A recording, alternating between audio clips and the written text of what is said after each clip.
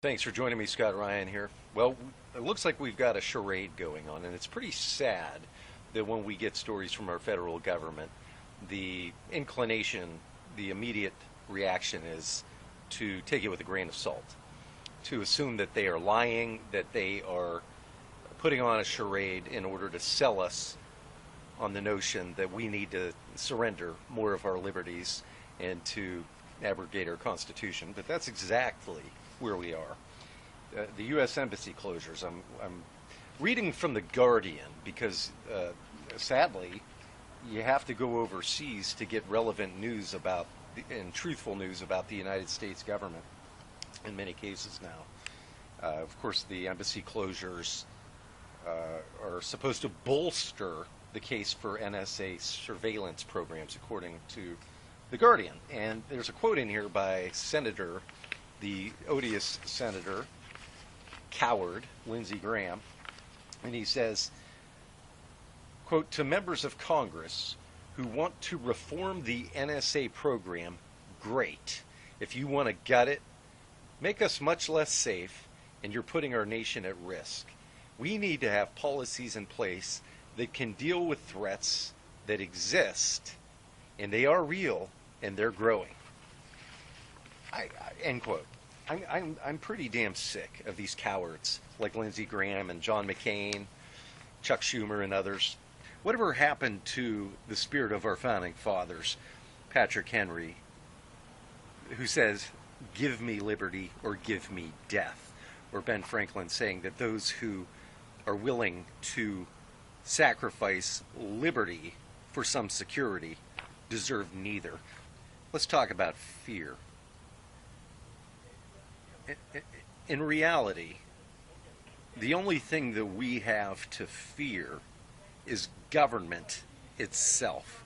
That's my thesis. Right now, I am pretty damn tired of this government protecting me. Stop protecting me. If keeping me safe and protecting me means that I need to become a slave and sacrifice all of my rights to privacy, my rights to defend myself, my right to speak freely, my right to practice my religion, no thank you.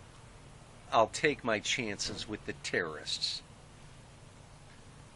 Obama, the administration, and Peter King have been warning us about this attack that's pending, or there's chatter about it, and the timing of it is extremely dubious. I mean, all of a sudden, everything's quiet, and the terrorists were supposedly on the run, and then all of a sudden, when the news comes out about the treason that this federal government, through its rogue agencies, are committing against our Constitution and our citizenry, then all of a sudden, high terror alert time.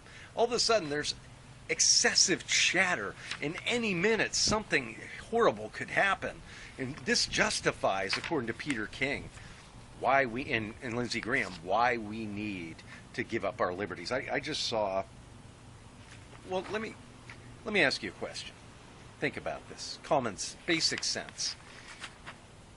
When the terrorists attack us, what do they want? What is their objective? Because they're not occupying us. There's no plan for them to strike and then occupy. Their objective is to strike fear and terror in the hearts of Americans. Why? Ask yourself, why strike terror? What do they want? What are we going to do if they strike fear, constant fear in our citizenry, so we can walk around and live in fear? What would we do then? Why, surrender our liberties, perhaps? It was stated to us as the justification for this war on terror under Bush that these terrorists hate our way of life, they hate liberty, and they hate our Constitution, and they want us to live under Sharia law and the type of tyranny that they live under in the Middle Eastern nations. They live with no freedom of speech, no right to privacy. Essentially, they want us to become like them. And the irony, and actually it's not ironic, I don't think it is ironic. We are becoming them thanks to these cowards. At best, they're cowards in the Senate. At worst, they're people who want to enslave us and dominate us themselves under tyranny, to rule over us as their slaves. That's the worst case scenario. The best case is they are useless cowards and traitors.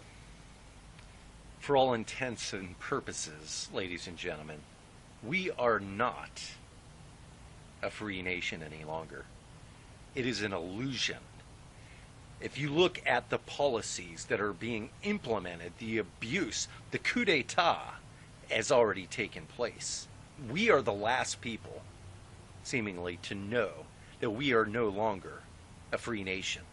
We are a nation under authoritarianism, and there are no checks and balances other than the state and local governments, our last defense, because these useless cowards who have destroyed our country and our constitutional liberties, whether it is out of negligence or treachery, it matters not. We are being spied upon by our government.